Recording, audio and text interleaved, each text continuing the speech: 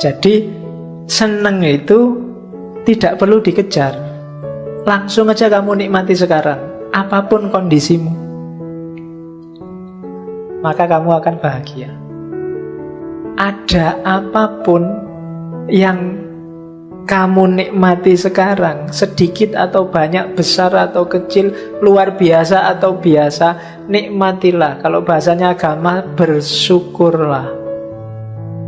Maka kamu saat ini juga bahagia. Tidak usah nunggu besok-besok. Pak, saya ingin mengejar kebahagiaan. Ngapain dadak dikejar? Nikmati sekarang juga. Wong dia nggak lari kemana-mana. Dan dia juga nggak hilang. Kalau adanya cuma teh sama air putih, kopinya nggak dibawa ke sini, dinikmati aja apa adanya. Kalau kamu dadak adanya teh sama air putih kok membayang-bayangkan kopi, wah kopi kuwi enak mungkinnya kalau ada di sini. Nah, itu mesti nggak bahagia kamu. Tapi kalau kamu merasa cukup dengan teh sama air putih ini, ya sudah, bahagia kamu sekarang. Apakah punya pasangan atau kamu sedang jomblo dan kamu merasa cukup dengan itu, ya sudah. Jomblo kan nggak masalah, kamu masih bisa beli sabun. Bunganya opo kamu? Lah kok kamu ketawa? Emangnya kemana arahnya? Oke, jadi merasa cukup dengan apa yang kamu miliki sekarang. Kuncinya itu. Kenapa? Karena dengan kamu tidak ngejar kemana-mana, ya segalanya mudah dicapai, segalanya mudah dinikmati. Kita juga lebih sehat, kita juga tidak galau kalau ada macam-macam. Sudah enak wis. Cukup, bahasa akhlaknya namanya qanaah. Punya uang 1.000 ya dinikmatilah 1.000 itu. Beli aja permen. Kalau punya uang 1 juta ya dinikmatilah yang 1 juta itu. Biasa aja. Jadi cukup dengan apapun yang kita miliki sekarang. Nah, itu sumber kebahagiaan yang ketiga. Oke, tadi dimulai dari salah paham tentang kebahagiaan, terus sumbernya kebahagiaan. Sekarang kita sembuhkan penyakitnya. Yang bikin orang tidak bahagia itu apa? Epikuros punya teori, namanya tetrafarmakos. Kayak namanya obat ya, artinya memang obat ya. Cuma kamu cari di apotek tidak ada.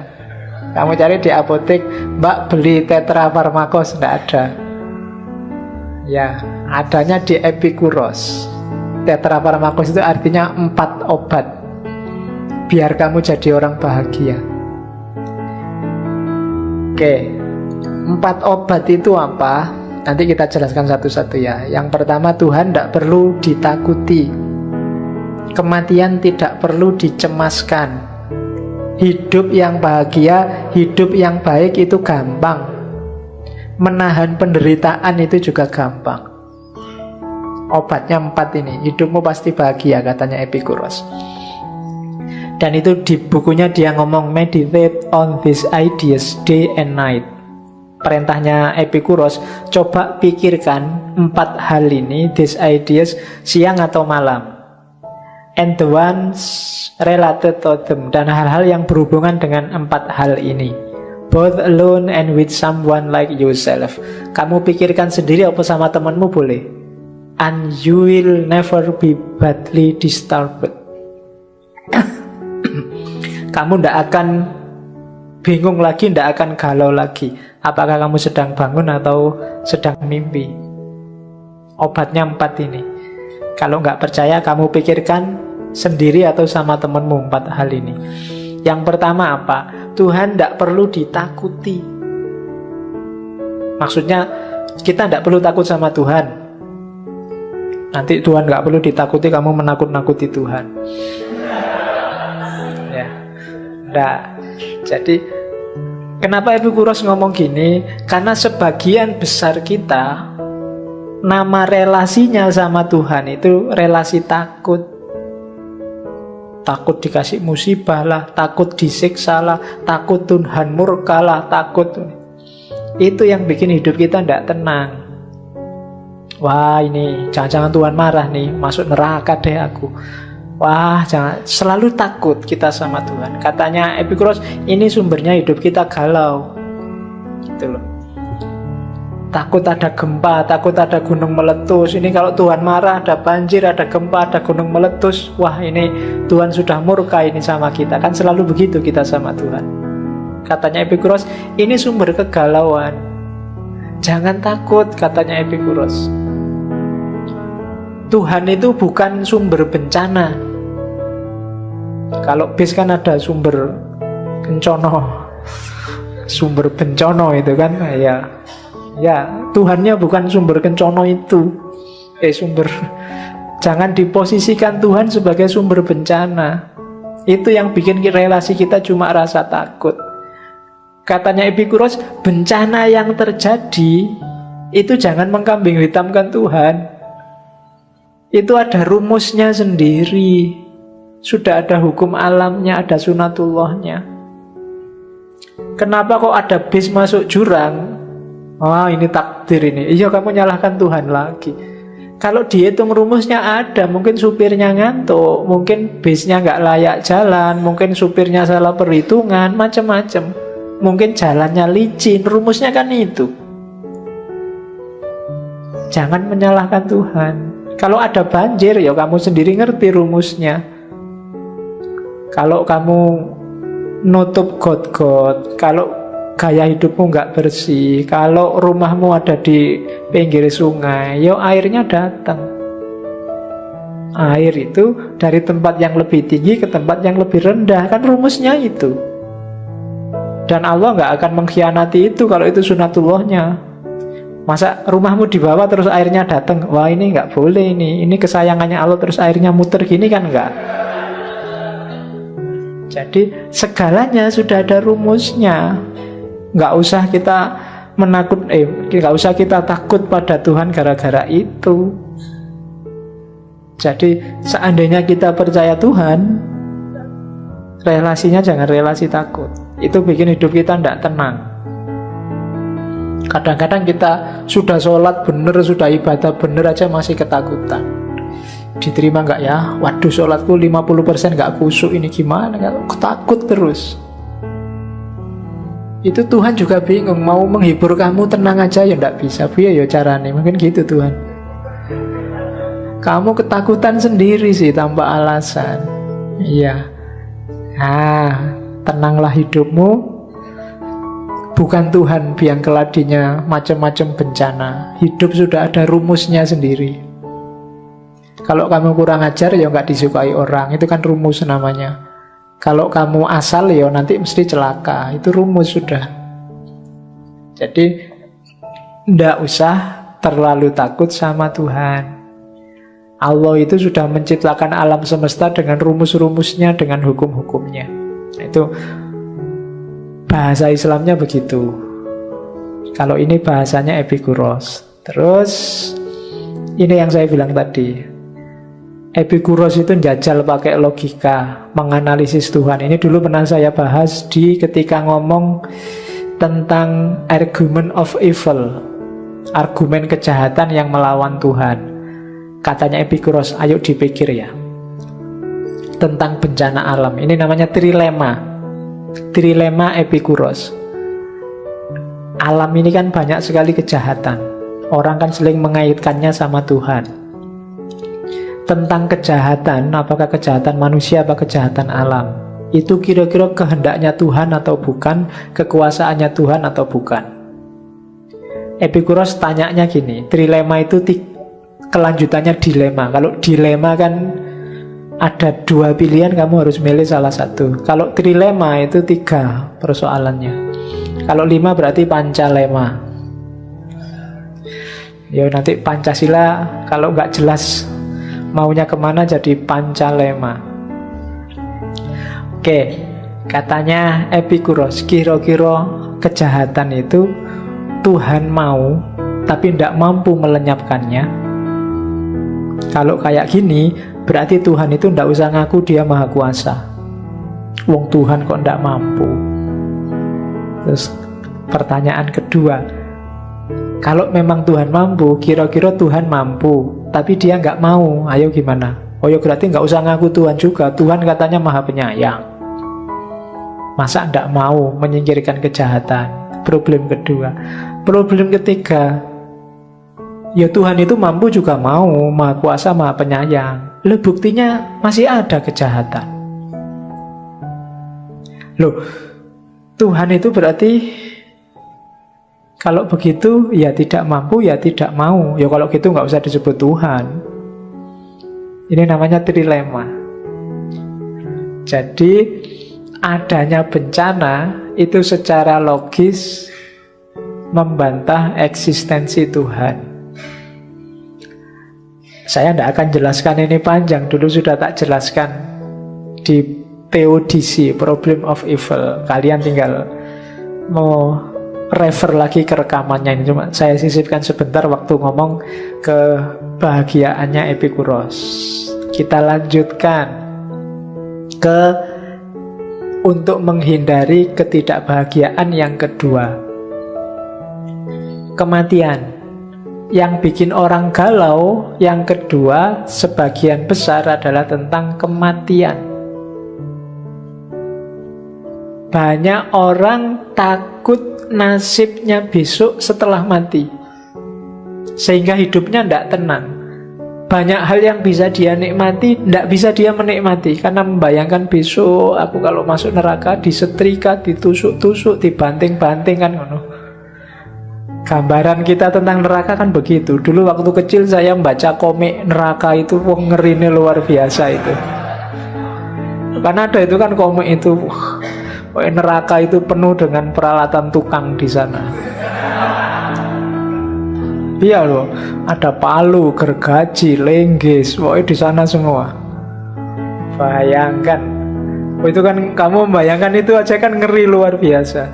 Wah, jadi katanya Epikuros gini loh, itu kamu termakan bayanganmu sendiri. Coba lihat baris ketiga itu. Kematian tidak perlu dikhawatirkan hari ini, karena kita sekarang masih hidup.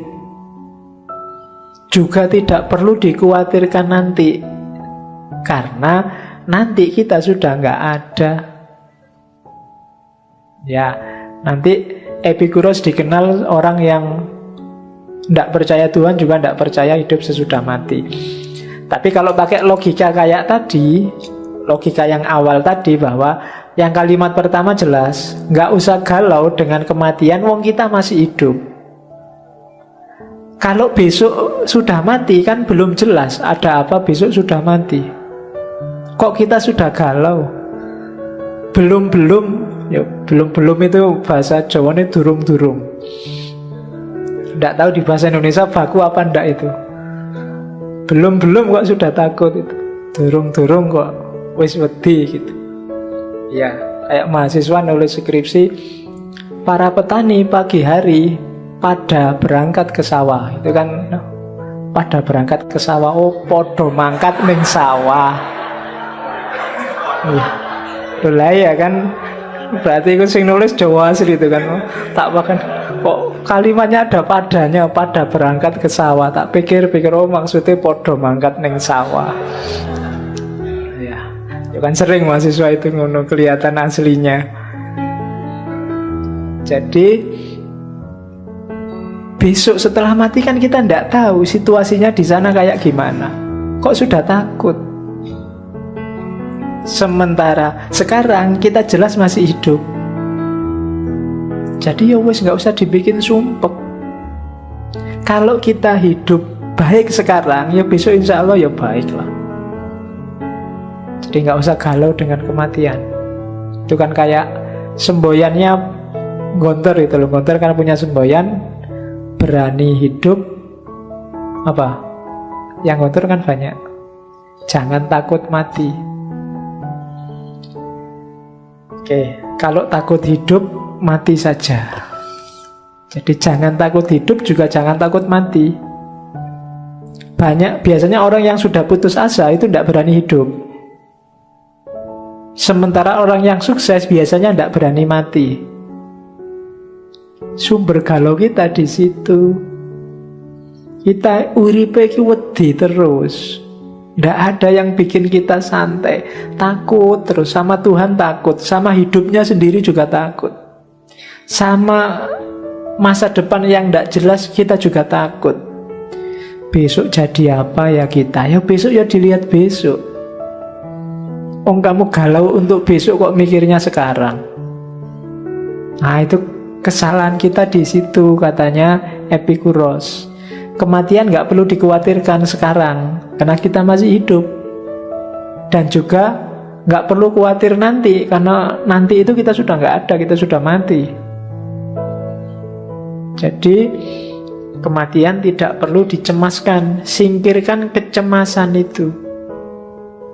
Mati itu kan berakhirnya pengalaman indrawi, katanya Epikuros. Kita takut sakit, kita takut, itu kan indrawi.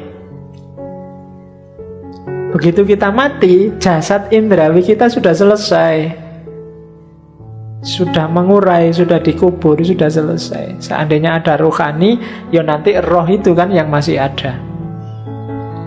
Epikuros ini kalau dalam filsafat pewaris atomisme Demokritos. Dia percaya bahwa hidup ini modelnya adalah atom.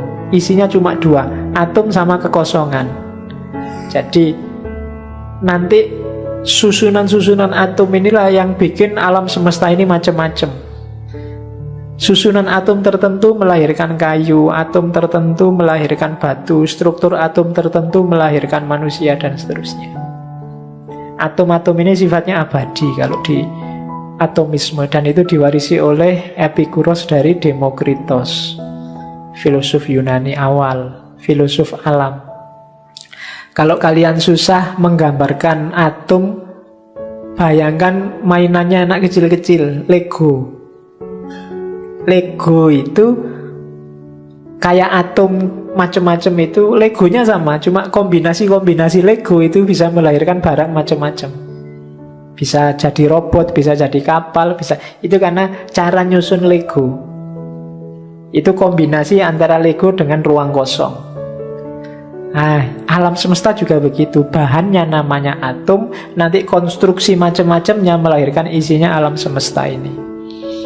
Itu atomismenya. Sengaja nggak saya angkat di sini, kapan-kapan kalau kita ngomong metafisika yang masuk ke atomisme. Jadi yang kedua, untuk bahagia nggak usah takut mati. Yang pertama, nggak usah takut Tuhan. Yang ketiga, nggak perlu terlalu dalam mikir mencari bahagia. Untuk bahagia itu mudah. Cara untuk bahagia apa? Nikmati hal-hal sederhana di sekelilingmu secukupnya, jangan berlebihan. Perhatikan kata-kata sederhana dan secukupnya. Sederhana, tapi kalau kamu menikmatinya berlebihan, tidak akan lahir nikmat. Minum air putih itu sederhana, tapi kalau kamu overdosis air putih, sama, masuk rumah sakit juga. Kalau nggak percaya boleh dicoba. Sekali minum sak galon misalnya. Itu sederhana. Alah Pak, cuma air putih aja kok. Iya, nuing sak galon. Ya tetap rumah sakit hasilnya. Jadi bahagia itu nikmatilah hal-hal kecil. Punyanya apa ya itu dinikmati. Punyanya HP jadul ya ndak apa-apa, HP jadul. Punyanya HP zaman dulu bisanya cuma buat SMS, ya wis SMS-an aja ndak apa-apa. Nggak masalah. Nggak bisa buat internetan Pak, ya nggak usah mikir, nggak usah bercita-cita internetan kalau HP-nya jadul. Yang bikin galau itu kan HP-mu, HP jadul, keinginanmu untuk surfing dan main game internet yang susah itu. Ya mesti aja terus kamu galau. Kamu hidupnya di sini, cita-citamu kawin sama artis Hollywood, ya itu hidupmu galau. Kamu nggak menikmati yang sekelilingmu. Nikmati aja yang di sekelilingmu, yang kecil-kecil, yang sederhana, dan menikmatinya juga secukupnya, nggak usah berlebihan. Sudah selesai dan kamu bahagia. Oke. Terus, dan nggak usah takut, Pak, gimana kalau hal-hal kecilnya kita nggak punya? Nggak, pasti punya. Dan katanya Epikuros, hal yang menyenangkan sederhana itu biasanya lebih mudah kita peroleh. Nafas, paling nggak kan, ambekan itu kan gratis. Bisa kamu ambil kapanpun, kamu buang kapanpun juga boleh. Ya kan? Ambil nafas gratis, alhamdulillah masih bisa bernafas. Jangan sampai lupa loh ya. Ya, kalau lupa gawat itu, bernafas saja lupa. Kalau lupa akan ada yang nyuruh, kalau lupa bernafas kamu pakai headset. Headsetnya bunyinya tarik, lepaskan, biar nggak lupa. Jangan sampai lupa bernafas. Itu kan gratis. Teman, loh, temanmu ini sebanyak ini kan teman semua, nikmatilah. Punya kenalan di kelas, nikmati itu maksudnya bukan kok. Ya, jadi pikiranmu mesti merono kalau bahasanya. Jadi, banyak hal gratis sekelilingmu. Ngaji aja kamu dapat minum gratis, nikmati. Jadi yang sederhana dan enak itu mudah sekali kamu capek. Bahasanya Epikuros, alam ini menyediakannya bahkan berlebih untuk dirimu. Cuma kamu aja sering rewel, cerewet, minta yang lebih, menginginkan yang di luar jangkauanmu. Ya mesti wae hidupmu terus sumpek. Jadi rumusnya orang bahagia itu simple. Nikmati yang sederhana dan gratis dan secukupnya di sekelilingmu. Sudah kamu bahagia. Makanya ada kata mutiara dari Epikuros, let us thank the wise nature, for she had made the right thing easy and unnecessary thing heavier. Mari kita berterima kasih pada alam yang bijaksana, karena alam menyediakan hal-hal yang baik, mudah diperoleh, dan hal-hal yang tidak penting lebih susah diperoleh. Tadi kan ada yang natural tapi natural penting, ada natural tidak penting, ada tidak penting. Kalau kamu jeli, yang tidak penting itu kan lebih susah diperoleh. Yang tidak alami juga lebih susah diperoleh. Yang natural lebih mudah diperoleh. Itu wise-nya nature katanya. Ya kalau kita hari ini, itulah kebijaksanaannya Allah, kebijaksanaannya alam. Kalau hidupmu mulai susah, kamu mulai bingung meraih sesuatu kok susah, berarti ada yang kamu sedang mengejar yang tidak natural. Kalau kamu mengejarnya yang natural-natural, biasanya lebih mudah. Dan itu sudah rumusnya alam. Maka terima kasihlah pada alam. Yang baik itu mudah diperoleh, dan yang tidak penting itu lebih susah diperoleh. Kalau sebaliknya mungkin kita akan pusing. Jadi ini antitesisnya lagunya Oma Irama itu ya. Kalau Oma Irama kan yang enak-enak susah diperoleh, yang ya kan, mengapa yang enak-enak sih ya susah diperoleh. Itu nyanyiannya setan begitu. Nah kalau nyanyiannya alam, justru yang enak itu mudah diperoleh, yang simple itu mudah diperoleh.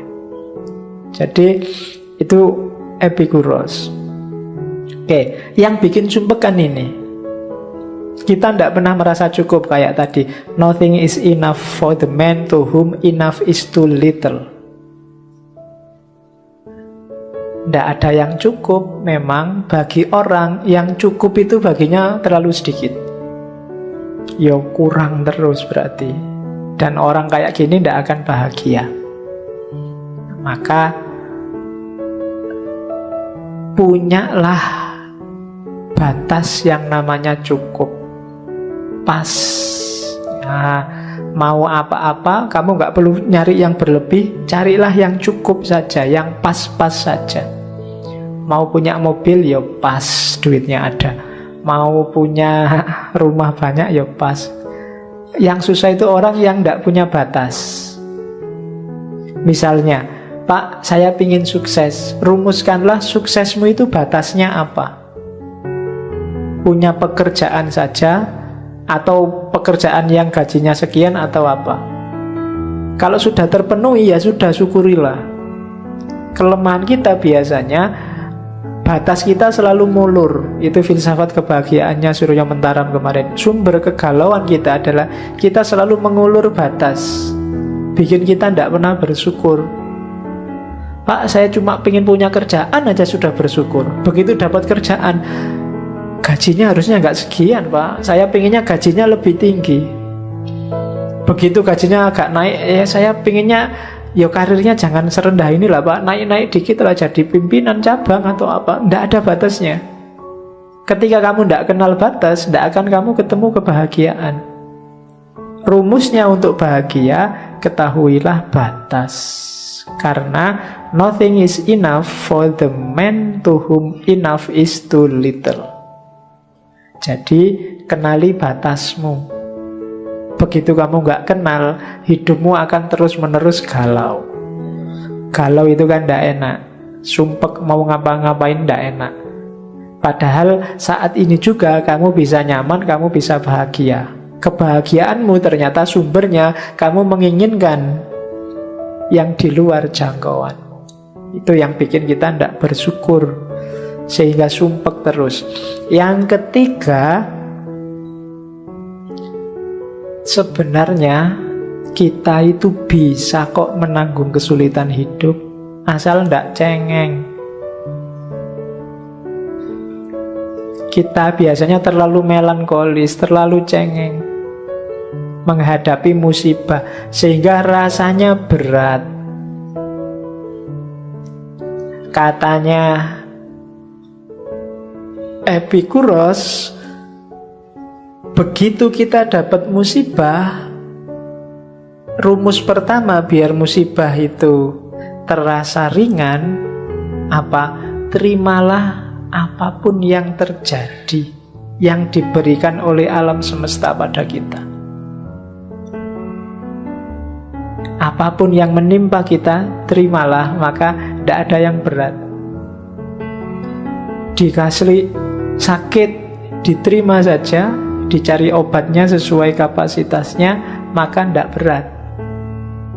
Yang berat itu kalau kita memberontak, melawan, itu yang sumbernya penderitaan jadi berat kan itu. Waduh, nilaiku kok jatuh ya, terus kamu memberontak, tidak terima, masa nilaiku jatuh gini, harusnya aku ning kelas paling pinter, dan kamu galau di situ. Padahal ya sudahlah, diterima, besok belajar lebih keras lagi, simple, selesai penderitaanmu. Tapi kalau kamu panggul terus, kamu berontak terus, jadinya berat. Terimalah dulu, akuilah. Ada orang yang tidak ngakui kan kalau hidupnya berat, tidak ngakui kalau dirinya sedang sakit. Mohon maaf ya, saya ngantuk, tak tidur dulu, diterima aja. Nggak usah bertahan mati-matian melek. Kalau ngantuk ya ngantuk aja, biasa aja. Terimalah yang diberikan oleh alam. Yang pertama itu. Yang kedua, ingatlah yang warna kuning itu. Segala yang terjadi tidak harus sesuai dengan kehendak kita, keinginan kita. Demikian juga tidak harus tidak sesuai. Alam semesta punya rumus sendiri yang bikin kita merasa tidak kuat nanggung kesulitan hidup, karena kita bikin rumus sendiri. Kalau sekeliling kita cocok sama keinginan kita, ya sudah. Kalau tidak cocok, ya sudah. Lebih nyaman untuk hidup. Yang bikin berat itu tadi, kamu berontak. Yang ketiga, kita selalu ingin ngontrol segala yang ada di sekeliling kita. Seolah-olah kita sutradaranya. Itu yang bikin kita galau, bikin kita merasa menderita. Seolah-olah yang di luar kita harus kita yang nyetir. Kita ingin ngatur terus. Harus begini, harus begitu, harus begini, harus begitu. Seandainya kita ngatur 10, mungkin ada 3 yang gagal, dan kita galau gara-gara 3 ini. Itu sering. Jadi rumus yang keempat, Tidak sulit sebenarnya menanggung kesulitan itu. Yang bikin sulit kita sendiri. Ya kayak tadi bahasaku, kita sering cengeng. Cengeng itu tidak terima, memberontak, menganggap bahwa segalanya harus sesuai keinginan kita. Itu sumbernya sakit. Oh, siapa kita? Gitu. Pokoknya harus begini, pokoknya harus begitu. Nah, itu namanya tidak paham rumusnya hidup, katanya Epicurus. Hidup itu ya tidak selalu sesuai dengan keinginan kita, juga tidak selalu tidak sesuai. Kadang sesuai, kadang nggak sesuai. Itulah hidup. Jadi rumusnya itu, besok Ahok jadi gubernur apa enggak, ya kamu tidak usah galau. Kalau gagal ya tidak apa-apa, jadi juga tidak apa-apa. Wong memang kita manusia, kita bukan sutradara untuk hidup kita sendiri. Jadi rumus yang keempat, tidak sulit kok untuk menanggung kesulitan hidup. Karena ada orang yang merasa, wah tidak kuat ini sudah di luar batas. Tidak, masih di dalam batasmu, jangan khawatir. Asal kamu nggak cengeng aja. Jadi jangan takut sama Tuhan. Jadi Tuhan jangan terlalu ditakuti. Dia maha penyayang kok, jangan khawatir. Yang kedua, jangan takut sama sakit, sama kematian. Yang ketiga, hidup itu simpel kalau ingin bahagia. Yang keempat, untuk menanggung kesulitan juga pasti kamu kuat. Kecuali kamu cengeng.